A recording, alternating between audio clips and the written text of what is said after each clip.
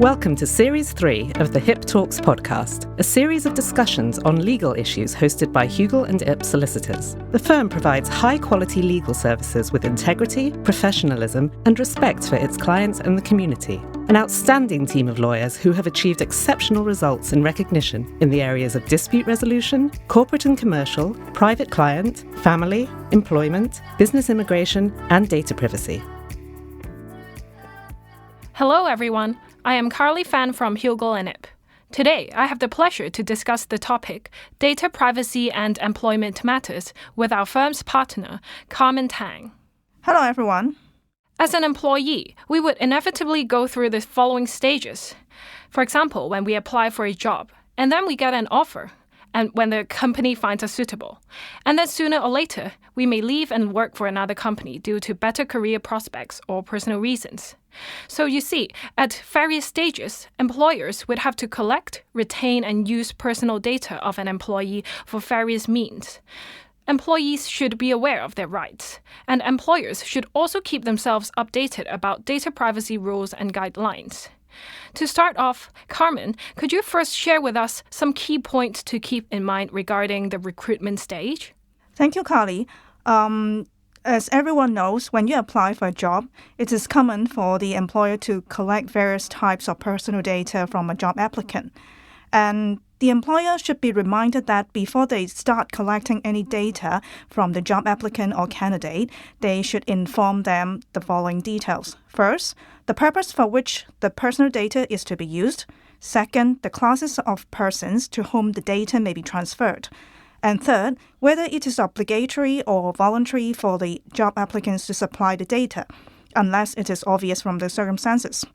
So as a matter of good practice, an employer should provide applicants with a copy of the Personal Information Collection Statement.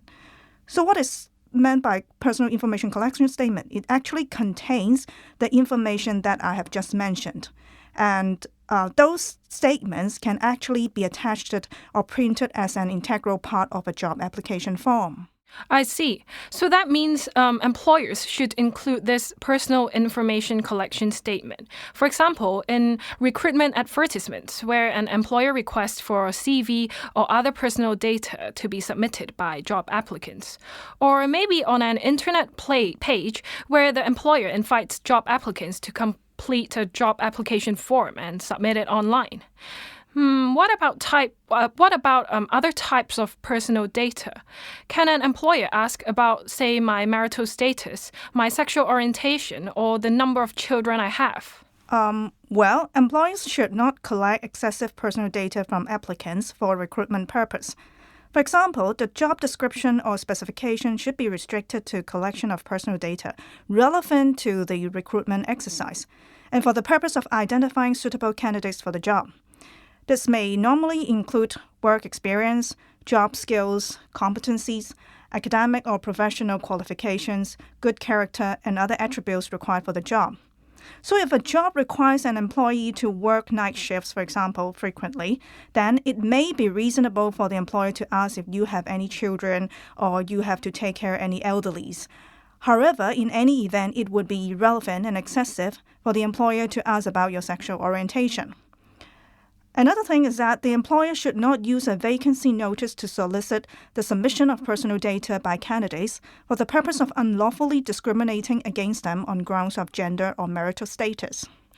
I'm curious to know how an employer deals with the personal data of unsuccessful applicants. Is an employer allowed to retain personal data of an unsuccessful job applicant for future recruitment purposes? An employer could retain personal data of unsuccessful job applicant, but should not retain such data for a period longer than 2 years from the date of rejecting the applicant, unless, first, there is subsiding reason that oblige the employer to retain the data for a longer period, or the applicant has given prescribed consent for the data to be retained beyond 2 years. So, as a matter of good practice, an employer should inform the candidate of the period for which the employer will normally retain such data. I see. Let's move on to the next stage after recruitment. Having decided to hire the candidate, most employers would then require supplementary data from the employee for the purpose of human resource management functions. For example, bank details for the payment of salary and information on family members of the employee that are needed for the administration of benefits. True. An employer may collect personal data from an employee and his family members, provided that the collection of the data is necessary for or directly related to human resources function of the employer, or pursuant to a lawful requirement that regulates the affairs of the employer and by means that are fair in the circumstances. That means an employer may collect further data from the employee in relation to, for example, the provision of compensation and benefits, conducting integrity or conflict checking, medical checking and health data, performance appraisal, staff planning, and appraisal planning. That's helpful. And as an employee, I may want to gain access to my personal files, such as employment terms, records of disciplinary proceedings, my performance appraisals, my medical insurance records, and other benefits or compensation details. If I would like to obtain my personal data that is retained by my employer, am I only allowed to do so under specific circumstances? The concept of making a data access request is that your access to your own personal data should be allowed as of right. This means that you have the right to look at your own personal data that has been collected and to request for correction of the data if it is inaccurate. So unless exempted from doing so under the Personal Data Privacy Ordinance, the employer is required to provide a copy of the requested data within 40 days after receiving a data access request. In the event of an employer being unable to provide a copy within the 40 days limit, the employer must communicate the fact in writing to the person making the request before the expiry of that period and must provide the copy as soon as practicable thereafter. Also, employers, however, can rely on the fact that they are not supplied with, for example, adequate information as the employer reasonably requires to locate the relevant data, or that a third party actually controls the use of the data in a way that prohibits the employer from complying with the data access request. Another thing to remind the employers is that when an employee is responding to a data access request from a job applicant, current or former employee, he must not disclose to the individual seeking access any data identifying any other individual unless that other individual consents. I see.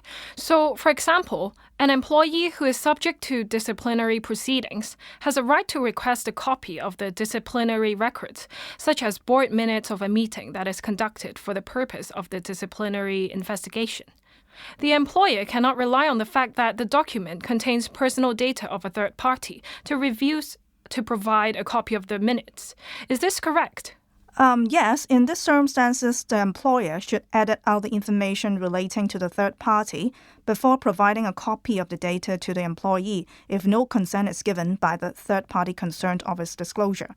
Similarly, it is not a valid reason for the employer to refuse access to a promotion board report merely because the document contains a comparison of two or more employees where it is possible to conceal the identities of the others by omitting the names and other identifying particulars. I also know that employers should not transfer employees' personal data to third parties. However, what if there's a situation like this?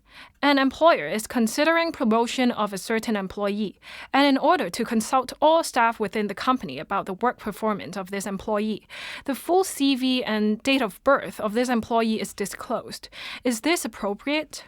An employer should not disclose employment-related data of employees to any third party without first obtaining the employee's express and voluntary consent, unless the disclosure is for purpose directly related to employment or required by the law. So even if the data is transferred to a third party, disclosure of data in excess of what is necessary for the purpose should be avoided. In this case, disclosing the full CV would be excessive, and the date of birth is as well. It's also irrelevant to assessing the work performance of the said employee. Speaking of performance appraisal, I am wondering, can employers assess the performance of employees by way of monitoring? For example, monitoring and recording telephone calls and voicemails made or received by employees on telecommunications equipment, including, say, mobile phones made available by the employer. There could also be monitoring of emails sent and received on computers provided by the employer, as well as the web browsing activities on company computers. There might even be instances of video monitoring, where employees' work activities and behaviors are recorded by CCTV or other video recording equipment. What should employers bear in mind when considering the legitimacy of their monitoring methods? I believe the following 3 A's are helpful as a guideline. That is, first, assessment, second, alternative, and third, accountability. In relation to assessment, whether the particular method of staff monitoring is necessary, employers should also consider if a balance can be struck between the protection of the company's interests and the privacy of the employees. For example, some employers may conduct video monitoring on employees' work, like at home directed at the domestic helper. The discriminative use of video cameras at home to monitor the employee's activity is by nature itself an intrusion upon privacy. Employers should assess the reasonableness of the manner in which monitoring is carried out. And even if video monitoring is inevitable, for example, where families have to leave the babies and children with the helpers while the parents are at work, no cameras, hidden or not, should capture images showing activities inside a toilet, bathroom, or private area for rest. Second, it's alternative, which means whether there are any less intrusive means which can achieve the same purpose of staff monitoring. For example, when assessing the intrusiveness, employers need to question to what extent will personal data relating to private life of an employee be monitored. It is not uncommon for employers to be able to access and monitor the email inbox of their employees. If the employer considers monitoring the employee's email content is necessary, the concern is whether the message being monitored is work-related or purely private in nature. And emails that are clearly unrelated to employees' performance at work, for example, the content of a personal email sent by an employee to his spouse during a lunch break, will likely be characterized as incurring a great sense of intrusiveness. And third, it's about accountability. Employers should communicate with employees explaining to them why a particular method of staff monitoring is adopted.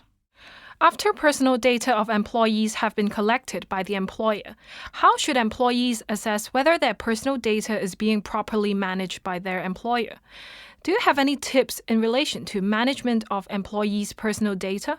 When employers are designing monitoring policies and data management practices, they are encouraged to adopt a systematic process, which can be referred to as the 3 C's. That is, first, clarity, second, communication, third, control. For clarity, employers should have a clear policy in relation to staff monitoring and employees' privacy. The policy should set out the purposes of the staff monitoring measures, the rights of the employees in conducting various means of staff monitoring, giving examples of the prohibited acts and consequences of a breach of the privacy policy. Second, communication. Employers should consult and communicate with their employees, conduct regular training and review of the policy to suit the changing work environment. For example, if there is any form of monitoring, such as CCTV recording at the workplace, employees should be informed about the presence of monitoring equipment. Third is control. Employees should ensure the security of the employees' personal data collected during the course of staff monitoring. Use such personal data for the specified and related purposes only. And employees should also have the right to access their personal data collected by the employers. As you've explained just now, it is important for there to be clear policy and communication to employees about the employer's monitoring policies. However, there are instances where employers may have reasonable suspicion to believe that an unlawful activity is being committed. Then it may be necessary to resort to covert monitoring to detect or collect evidence of that unlawful activity. True. So where an employer has reasonable cause to suspect that there is unlawful activities taking place in the workplace, for example, like theft of company confidential data by employees, it may not be feasible using overt monitoring or other reasonable measures for the employer to obtain conclusive evidence that would identify the parties concerned. So in such circumstances, and as a last resort, the employer may consider covert monitoring for the express purpose of identifying those parties and for no other purpose. Having identified any culprit, the covert monitoring should be stopped immediately. And in principle, covert monitoring that make use of video recording devices, such as a pinhole camera at locations where employees have a reasonable expectation of privacy, should be avoided, for example, like in changing rooms and toilets. Thanks for the helpful tips.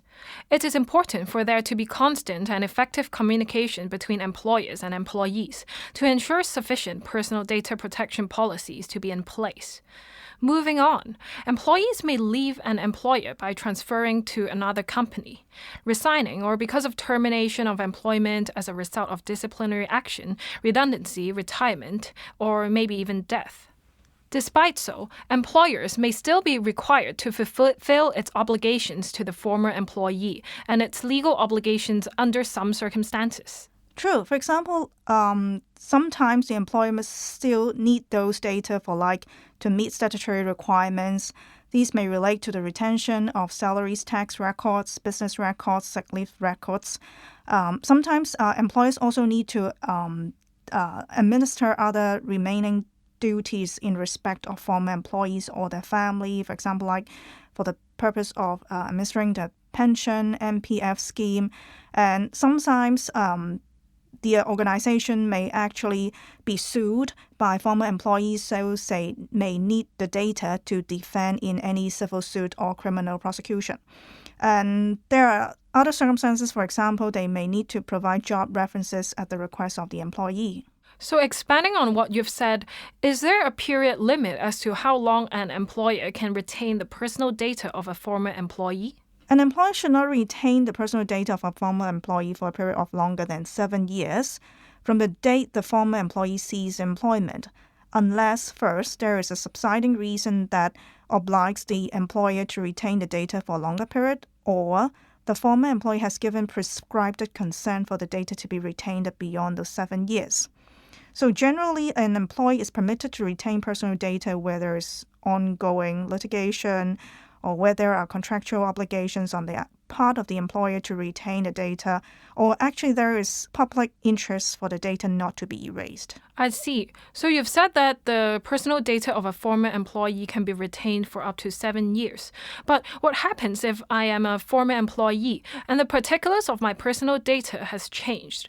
Should my former employer update my personal data information? Yes. An employer should take all practicable steps to maintain the accuracy of personal data retained for purposes that continue after the employee has left employment. Generally, this requirement could be met by updating the data when the former employee informs the employer of a change. And where an employer has reasonable grounds for believing that the personal data of a former employee is inaccurate, having regard to the purpose of its retention, the employer should not use such data unless and until those grounds cease to be applicable. For example, an employer may need to regularly mail documents relating to a personal employee's benefit payments. If the employer repeatedly receives return mails indicating wrong delivery, this would suggest that the contact address of the former employee was inaccurate. And in these circumstances, the employer should avoid using the address for further mailing of benefit payments until the former employee's address can be verified. So as we all know, now the ongoing outbreak of COVID-19 has created concerns for employers, and many employers want to know if they are permitted to collect health data about their employees. Yeah, while there is legitimate basis for employers to collect additional data of their employees to help control the spread of the disease, the collection and processing of employees' personal data should be specifically related to and used for the purposes in relation to public health. Additional data to be collected must still adhere to the usual principles, such as minimization, purpose specification, and use limitation.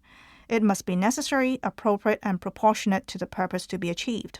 And now, as we all know, we're all concerned about COVID-19 symptoms. So can an employer collect temperature measurements or other health data from his employees as well? These days, employers have legal and corporate responsibilities to protect the health of their employees and visitors.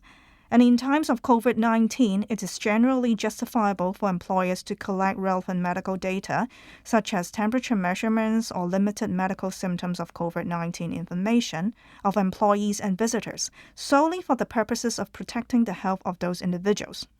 Generally speaking, I guess a self-reporting system is preferred to an across-the-board mandatory system where health data is collected indiscriminately.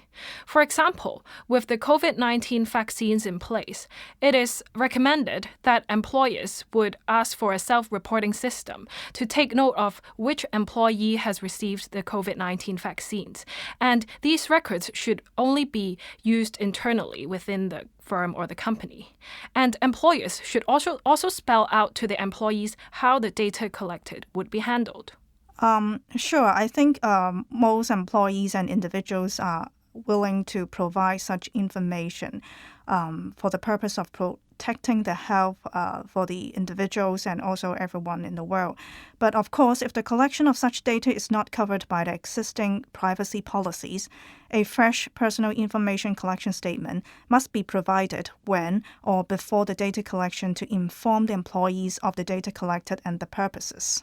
How about travel history? Since nowadays, the travel history can also be quite sensitive information in relation to spread of COVID-19. Can employers ask for the travel data of their employees? The Personal Data Privacy Ordinance does not prohibit any organization from collecting one's travel data. Given the escalating number of confirmed cases of COVID-19 locally and globally, and the legal and corporate responsibilities of employees to provide a safe working environment, it is justifiable for employers to ask for travel data from employees who have actually returned from overseas, especially from those high-risk areas. Thank you, Carmen, so much for sharing with us on data privacy issues in relation to employment matters. I'm sure both employees and employers can benefit from learning more about their rights and obligations in relation to personal data privacy. Tune in and listen to more episodes of the Hip Talks podcast by checking the Insights section at our website at www.hugelandip.com and our channels on Apple Podcasts, Spotify, Google Podcast and Stitcher. They are also available on Hugel and Ip's YouTube channel. You can send comments and feedback to our email address, hello@hugelandip.com. If you found the Hip Talks interesting, please share them with friends, family and business associates. This podcast is for informational purposes only. Its contents do not constitute legal or professional advice.